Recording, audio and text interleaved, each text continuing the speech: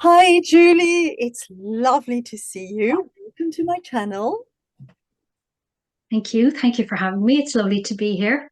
Well, I loved your book. I loved all your books, but I particularly love Moonstone and Mugwort. This is on a whole other level, and so I absolutely had to talk to you. But before we start talking about the book, can you tell us a tiny little bit about yourself and how you started writing, perhaps? Sure. So I am a dark fantasy author, and as you know, you can probably tell by my accent, I'm Irish. I live in Dublin, right beside the sea, and that has inspired quite a bit of Moonstone and Mugwort, actually. I have been writing for a long time since I was a teenager. I really started writing when I was a teenager. I had a very supportive English teacher when I was in school, and she really encouraged me to write. So I did for years, but never with any intention of publishing. It was just something I did. I think because I had so much going on in my head, so many ideas, and I have such a wild imagination that it was a great way to empty out my head. Yeah. And it wasn't until around, I think it was about maybe 2010 when I actually started to think about publishing. And I haven't looked back since. I'm also a professional tarot reader. I've been reading tarot for about 9 years, and that influence has also appeared now in this my latest release, Moonstone and Mugwort, and it's something I'm hoping to carry through other books within this series because it's really fun to write tarot, to write about tarot too. So It's wonderful, yes, because I've had a reading with you before and I loved that's right. it. Highly recommended, highly recommended because I had specific questions that I asked, and wow, the answers were amazing, really even better than I could have imagined, because I was in a place of like, should I, shouldn't I? We all get to that place. So, yeah, very good. So I can see that you have this intuition not just with the tarot, but definitely in your writing, it comes across. You have this innate sort of intuition, sort of psychic thing going on. It's amazing. It really is. And I think that's what makes, the book so fabulous and unusual and just it plunges depths that I haven't read in any other book of sort of that genre, if you know what I mean. And it just really, the story really stayed with me, and I cannot wait to read the next one before we get there. So, what inspired you to write Moonstone and Mugwort? I've written some questions on my phone, so if I look down, that's where I'm looking. It's at the question. Okay. So I think really with this book, I'll show you a picture of it here. Actually, I Oh, know my camera's the wrong way around, but that's a picture of the thing. yes, it's And it has a really fancy printed edge as well, which is oh, lovely because I on the read the paperback. ebook. Yes, that's Yeah, fabulous. yeah, it's Oh, very fancy, isn't yeah, it? Yeah, it's it's really nice. wonderful. Um, so I think really with Moonstone and Mugwort, for a long time, I had a lot of different scenes playing around in my head, always with a witch and a vampire, because they're always, a bit like shifters and vampires. They're always portrayed as being enemies. Right. And I really liked the idea of, I love the enemies to lovers trope and even enemies to friends.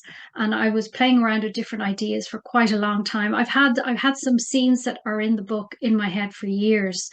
And because I was so caught up in writing my Turning Moon series, I never really explored many of them. And then I finished the Turning Moon series and they were all still there. There was a lot of clamour going on in my head. And I'm very fortunate to live by the sea. And one of the walks I take has a beautiful set of islands just off the coast. And one of the islands in the distance, it's off the east coast of Ireland. It's Lambay Island. It's privately owned. It's a very big island. And often when I'm walking and my imagination is running riot, I'm thinking of what goes on in this island. Who lives there? What do they do? And one day when I was out walking, it just, bolt out of the blue and went, that's where the vampire, and it all came together from there. So really, once I had the sort of setting and where I could get all these scenes into play, once that fell into place, then I flew through it. I think this is probably the fastest book I've ever written Oh, because so much of it was in my head that it came quite fast to me. I didn't really have many periods where I paused and had to think about what's going to happen next. So right. Yeah, because that's it's where in the there. inspiration came from. Yeah. Oh, wow. That is awesome. Yes. As I say, I love this book. I cannot recommend it highly enough. If this is your Oh, thank you. genre, read it. You will not be sorry. You'll be thinking, where's the next one? Yes. Okay. So, now I may be mispronouncing things here, but my next question is this. It is set in the fictional town of Kalnaloch. Did I pronounce that correct? Calnalock, yes. Calnalock, yes. Kalnaloch. Yeah, Okay, which is based on your hometown of Skerries, I believe. So how yes. much of Skerries is reflected in Kalnaloch? I mean, I know you said you live by the sea and you can see the island, and so that kind of came into the book. But how much of the actual village or town is in the book? So the harbour in Skerries is a really bustling place. It's probably one of the nicest corners within Skerries, and so that appears in the book quite a bit. Where Ava works, she's the main character. Her business is set on the harbour, and then there's mention of a cafe that the characters frequent called the Lighthouse Cafe. In reality, that's called Goat in the Boat. There's Oh, a connection with goats in Skerries, so there's the Giddy Goat bookshop as well, which is and Giddy Goat is it was one of my original Instagram handles when I started out as an author first. I had a teacher who told me I was a giddy goat in school and I kind of liked it, so it stuck. So yes, there's a couple of places, businesses within Skerries that are brought into the book. The names are changed, right. and I think there are one or two street names. The Strand Street is a street in Skerries, but the rest, like Raven Row and Roon Park, Merchant Square, where is one of the characters owns the shop, the Cauldron, where she sells all her witchy business from. Yeah. They're fictional. Where Ava's apartment is located, a little out of away from the harbour, further into the town. It's on a hill. That's almost a location within the town. I've Right. taken a bit of poetic license with that. But for the most part, sort of geographically and certainly with the islands off the coast, Yeah. they're all within Skerry. So and the Martello Tower, there's a Martello Tower that appears, and there's a Martello Tower on the harbour itself, and then there's one further out to sea on one of the islands, and that's mentioned in the book too. So, and I had some great help from a member of the Skerries Historical Society because I had questions about the Martello Tower and if it would be possible over the years because I think there's about 32 Martello towers up the coast, the east coast of Ireland. And I was really curious, even personally, to know if it would have ever, while they lay dormant, if smugglers could have dug tunnels into them. Mm. And I was told that there's no evidence the tunnels were ever dug, but in my mind there are. And it might be something I pull into another book at a later stage, but All very intriguing. But the thing is, the reason I asked this is because when I read the book, I thought, oh, I wish I could visit this place. It sounds so intriguing and it sounds like you want to go there, you know what I mean? Like as a visitor, as a tourist, and fiddle around in all the shops and yeah, and have mm, coffee in that coffee shop. I was like, oh, it's beautiful. It's okay. well worth a visit. Right. So now we're all heading for Skerries. Yeah, look out for us. We'll be there. Right. Okay. So then my next question is this, and this is a question I think would probably um, be interesting to not just readers, but also other writers who might be watching. How do you develop your characters and their backstories to explain how they are in the here and now in the story? Because your characters are such a 3D characters, you know what I mean? Like you read them and these are people you kind of know them and you think if I walk there and I see them, I would recognize them, you know? It's brilliant. Oh, that's lovely to hear. Thank you. I think for me, really, my character development is something that happens quite organically. Mhm. I'm in my head a lot of the time, I think, as most writers are. And when a scene comes to mind and the characters are in it, as I think about that scene, I think of, like you said, how they got there. Mhm. So it's not a very mindful thing on my behalf where I would sit down and, with a piece of paper and pen or maybe the laptop sketch out an actual character Right. bio. I have tried that, but it felt very forced to me. Contrived. Whereas, Yeah. yeah, whereas these characters tend to just pop into my head. You know, you mentioned earlier that you felt there was quite an intuitive thread running through, and I think that's probably part of it for me. These characters just sort of come into my mind more or less fully formed. So I don't really, I would have to think about some of their backstory, obviously, and what drives them as a character, personalities, their flaws, all that kind of thing. I would consider more mindfully than perhaps other aspects of them. Um, but yeah, I think it's more of an organic thing to me. And I find when I get to the second draft of the book, the first draft is just getting the story down. But when I go to the second draft, that's when you really put the flesh on the bones. And I'll find then that I'll come to a scene I've written and there's dialogue, and I read it and I can almost hear the character in my head saying, yeah, I wouldn't actually say that, or I wouldn't do that. Yeah. And so I go, yeah, you're so right. Yeah. Because at that stage, they're even more sort of stuck in my brain. So they flesh out even more in that second draft. So it is very much for me, I think probably luckily more of an organic process than, as I said, sitting down and deciding they're this height, they're this hair color, they're, that Yeah. kind of thing. Yeah. So Oh, that's very interesting. And it makes sense to me. Yeah, because like I said, I have this, when I read the book, I could feel there was this whole sort of intuitive, psychic thing running through it. And I thought, this is your energy. It comes through. Do you know what I mean? I'm not in an obvious way at all, but you feel it. You can feel it. It's amazing. It's really so unusual and so mind-blowingly fabulous. And I don't want to give away too much, but especially one of the vampires, I thought, gosh, she must have been thinking about this character a lot, how to get him into that space where he was. But yeah, I get where you're coming from. That is just wonderful. Yeah, very, very, very good. Very good. So that brings me to my next question. Talking about intuitive and psychicness. As a professional tarot reader, is this the first time you've brought tarot into one of your books? And will you do so again?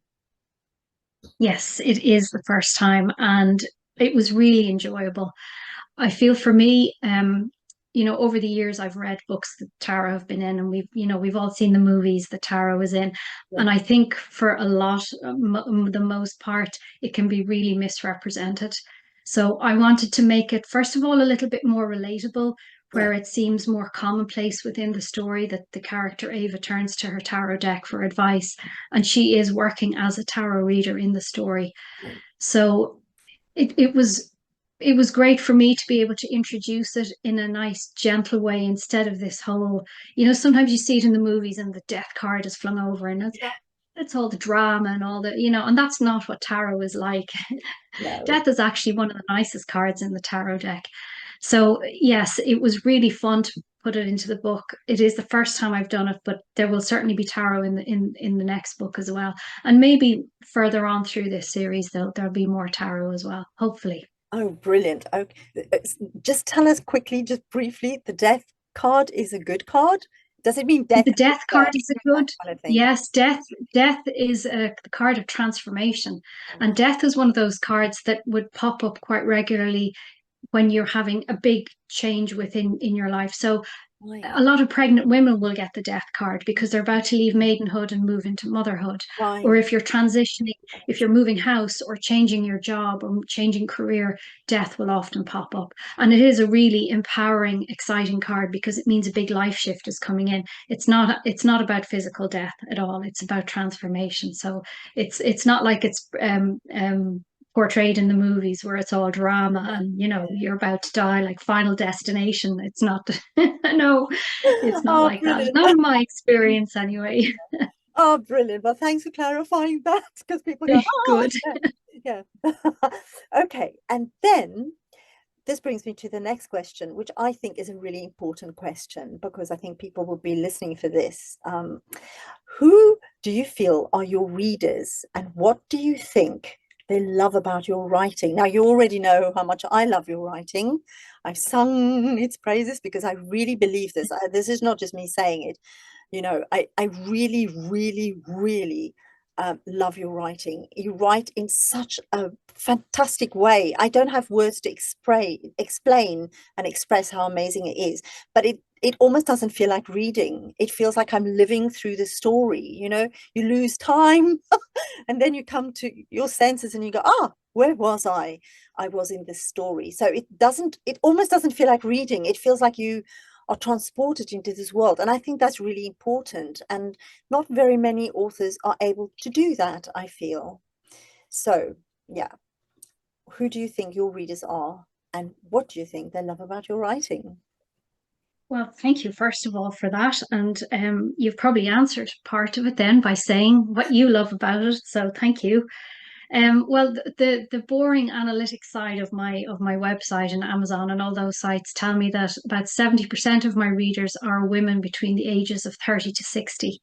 So Right. for me, that's quite interesting. Yeah. Um, I think my readers enjoy characters that are emotionally mature. Mm. As a reader, I prefer that too. If I start a book and I realize the characters aren't emotionally mature or they're behaving in ways that don't seem to coalesce with how they've been presented on the page, I lose interest. So I feel that a lot of my readers enjoy that. Reviews and people I've spoken to have said to me they like that.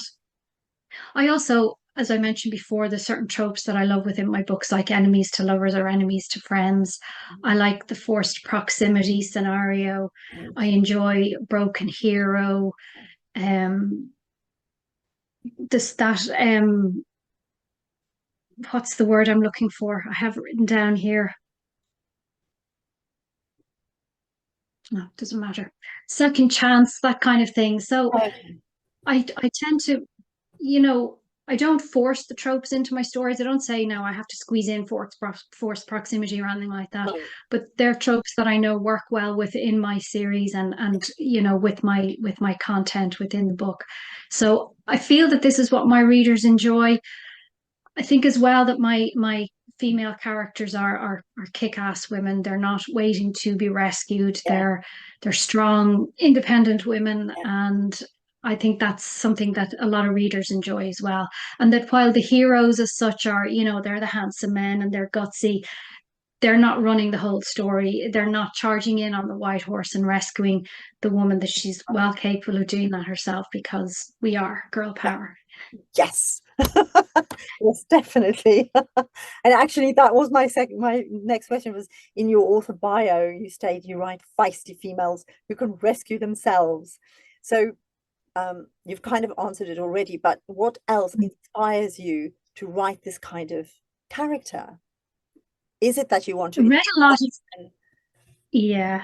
I read a lot as a child, and one of the books I really loved were all the Nancy Drew mysteries.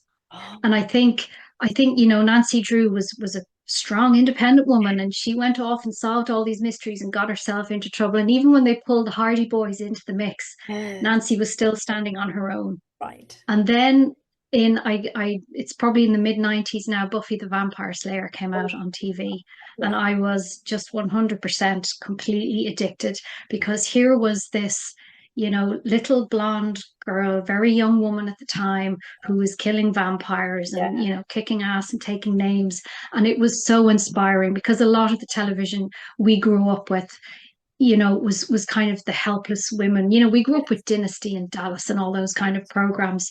And, the women, it was always the men who were yeah, taking the lead and the men with the power. And all yeah, of a sudden, here's Buffy. And I found that really inspiring. yeah, And I thought she was a very well-rounded character. She was portrayed really well in the series. yeah, She had her flaws, she worked with her strengths, she knew her weaknesses, and that really influenced me as well when I was writing. And even now today as a reader, I like a strong female lead. I'm not interested in the women who are, need a man to rescue them. And I'm not, a burn your bra feminist or anything like that. But I do like the strong women in books, so that's why I write yeah. feisty females that can rescue themselves. But that's great because I think that is who real women are, right? I mean, most women Yeah, around me definitely are that. real and Mm, do their own thing. They don't depend on anyone else really. Although, I mean, they could, but they don't have to, and they don't. Yeah. So that brings me to the next question.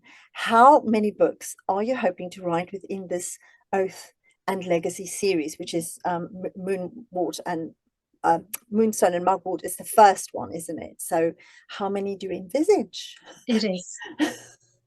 How So many? I'm writing the second at the moment. I already know the title, but I won't share it just yet. Right. And I also know the title for the third book. And what I'm hoping to do with this series is write them as duos. So Ah, Moonstone and Mugwort and its companion will be like one duo, one set, and yeah, then books 3 and 4 will be another duo, and so on. And while you can jump in at any stage into the series, so you could jump in and read books 3 and 4, and then yeah, maybe 7 and 8. I yeah, don't know how many I'll have, but you could kind of move around if maybe books 1 and 2 yeah. don't call to you. How many?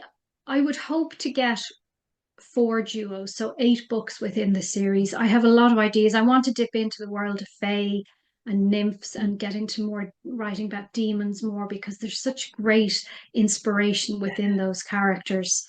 Um, Especially as well the whole elemental side of things, with fae, Mm, nymphs or sort of water elementals. And I think that could be really inspiring. yeah. So I'm going to be very brave and say I'm hoping there'll be 8 books. Maybe there'll be more. I'd be disappointed if there was less than 8, because I've so many ideas in my head that I think it is the kind of thing that could keep going. But I'm excited to try this new duo setup because I haven't done that before. I have a trilogy, a high fantasy that's a trilogy, and then my Turning Moon series has 6 books in that. So it'll be interesting now to try the duos and see Yeah. how that goes. That sounds wonderful. That sounds absolutely wonderful. I can't wait. So brilliant. Okay. So, and then you said you are working on the second book. Do you have any Yes. idea-ish when is the next release? And do you have any sort Yes, I'm hoping the of... next book now I'll release it in October again in the Oh, witching season. oh, yes. Good I idea. yes, I have maybe about I've about I think I've about 50,000 words of it written, so Oh, I'm a okay. little less than halfway, but we'll see how it goes. It's the first draft. It always fleshes out on the second draft. Um, can I tell you anything, any teasers? Well, I don't want to give away any spoilers. That's kind of tricky, but characters will be sort of their powers will be shackled, so they'll be less Mm, reliant on their sort of supernatural abilities. right. Familiar villains will come in. There'll be new villains. There's a couple Okay. of new allies, and then new characters which are sort of secondary in this story, but will become main characters in the next set of books. So there's Oh, one character who's a demon, and he will be the main character in the next the duo in the next series. yeah. So But it's I won't say much introduction. more because Yeah. it's tricky without giving away spoilers. Yes, yes. I mean, I'm itching to talk about it a bit more, but I again, I don't want to give away anything of the book. I want, if people love this series, this genre, to go and buy this book. It is stunning. Can you just show us the copy again that you've got there? Yes, I love the cover. The cover is just stunning, isn't it? Now I read the it ebook, is. so I didn't see the beautiful thing that you did with it. Yeah, that. How did you manage to do that? That's amazing. That's wonderful. So there's a lady on Instagram who does this, and I can't remember her name. I have a feeling her handle might be something like Styled Edges, but I will let you know, and you can put it in the show notes. Yes, I will And definitely, because I think people would love it's that. very easy. I sent her the image and the PDF file, and then she works her magic. And it And when it's you magic. upload the PDF file then to Amazon, that's how it Like prints. It that. does leave a little border on the Oh, I inside of the see. page, Yes, if you yes, can yes. I see see what you there. mean. Yeah. Oh, wow. That is just stunning. It's I brilliant. think it's Love it's exciting as an author because you can it. theme, and so Yes, the next book in this series could be the same one, and then the next yes. duo will have a different. Different. It's yeah, it's nice. It was good fun. That's really good. Very clever, isn't it? I just love It it when is. books look beautiful. So can I ask Mm. you, so you've got this in ebook format and paperback. Do you have it in hardback? No, I don't have it in hardback, but I currently have a narrator producing it for audio, Right, because that's and we're what hoping to have that maybe done by hopefully by July. Caroline Kane is her name, and fabulous. she's Irish. I wanted an Irish Irish narrator because it's has set in to Ireland be. and the Yeah, majority of characters are Irish, absolutely. and she's doing an amazing job. She Awesome. really is. One of the characters, she's given her a Derry accent. I Okay. don't know if you're familiar with the TV series Derry Girls, and No. she's just brilliant. Yeah, and Oh, she's brilliant. doing a great job. So I'm really looking forward to that coming out in audio. Yeah. So am I, because I love audio. I love listening to audiobooks. They do have a totally different feel when you listen to a book rather Yes, than read it, don't you? It's a different yes, immersive experience. very much so. Yeah. Yeah. And so I love both. And I know there are people who prefer to be readers only, and there are people who prefer actually audio only, and they don't never read. So I like both. So yeah. And because I love the book, I would love to have the audio as well and to listen to that. So I'm looking forward to that. So anything else you can tell us about um, the way that you write, what inspires you? Um, I just want here's the reason I'm asking this question is because when I finished this book, I sat there for a while thinking, no, how long do I have to wait to get to the next one? Because as I said, it's such an immersive experience. It doesn't feel like you're reading, it feels like you're in the place, which is so wonderful. It really was so wonderful. And so I'm thinking you probably have that experience when you're writing or not. Well, I'm very visual, so I think maybe because I spend a lot of time thinking about scenes. Um, I love the movies. I love cinema. And so I've had people say to me that there's quite a sort of a is it cinematography? Cinematography, It's is that the word? cinematics. Feel to my books. Yes, definitely, Yes, definitely. that they're quite visual without being too descriptive. Yeah. Um, and I wish I had a really profound answer to give to you. I think it's just the way that I create and I write. That's just how it comes out to me. I'm even when I'm writing, I tend to stare off into space a lot. I only write at home. I can't write anywhere in public. I pull faces when I'm writing and I sigh and I kind of act out with my characters. And I think I'd be like a total weirdo if I was sitting and doing that in a cafe. I love it. I also can't have any noise. I listen to a lot of movie soundtracks, instrumental movie soundtracks when I'm writing.